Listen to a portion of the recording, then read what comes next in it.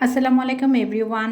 আপনারা সবাই কেমন আছেন? তো আপনাদের দোয়ায় আমার ঠিক ফলোয়ার ৮,০০০ হয়ে গিয়েছে। তো এই জন্য আমি খুব খুশি। তো আপনাদের এভাবে আমাকে অনেক অনেক ভালোবাসা দিবেন, তাহলে আমি এভাবে এগিয়ে যেতে পারবো। তো এখানে দেখতে পাচ্ছেন তপসী মাছ আর হচ্ছে পোয়া মাছ।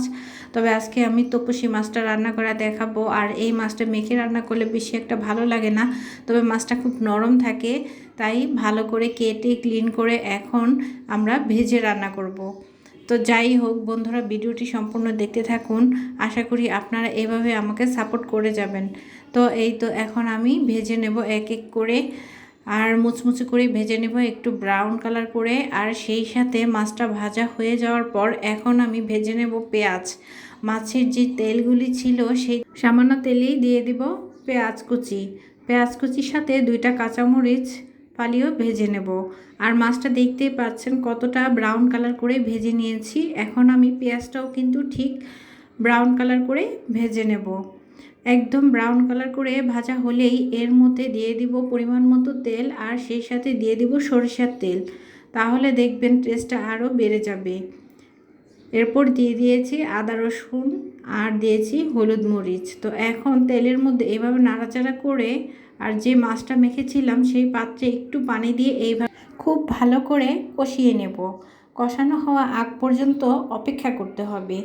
তো বন্ধুরা, আমি কিন্তু আপনারা হয়তো বা খেয়াল করেছেন, আমি কিন্তু মাছের ওপরে ঠিক পেঁয়াজ বেরেস্তাটা রেখে দিয়েছি। আমি ডাইরেক্ট এভাবে পেঁয়াজের মধ্যে মশলা দিয়ে কখনো কষাবো না। এটা সম্পূর্ণ আইডিয়া আমার শাশুড়ি মায়ের। আমার মা যখন এভাবে রান্না করে ঠিক পেঁয়াজটা এইভাবে উঠিয়ে তারপরে মশলাটা কষিয়ে এরপরে রান্না করে।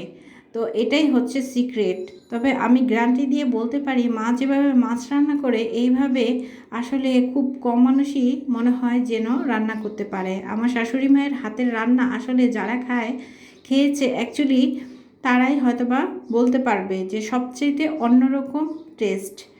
আর আমি আপনাদেরকে রিকোয়েস্ট করব, আপনারা একবার হলেও ঠিক এইভাবে রান্না করে খেয়ে দেখবেন। আর আপনারা বলবেন যে কতটা মজার হয়ে থাকে। তো মশলাটা যখন কষিয়েছিলাম ঠিক তখন আমি ঝোলটা দিয়ে দিলাম, আর এরই মধ্যে দিয়ে দিয়েছি শাক বাটা। তো এটা দিলে আরও কিন্তু টেস্ট হয়ে যায়। আর এর পরিবর্তে আপনারা দিতে পারেন জিরা গুঁড়া।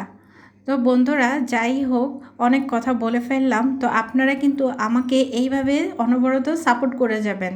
তো যখন হয়ে যাবে ঠিক তখনই দিয়ে দিলাম মাছগুলি।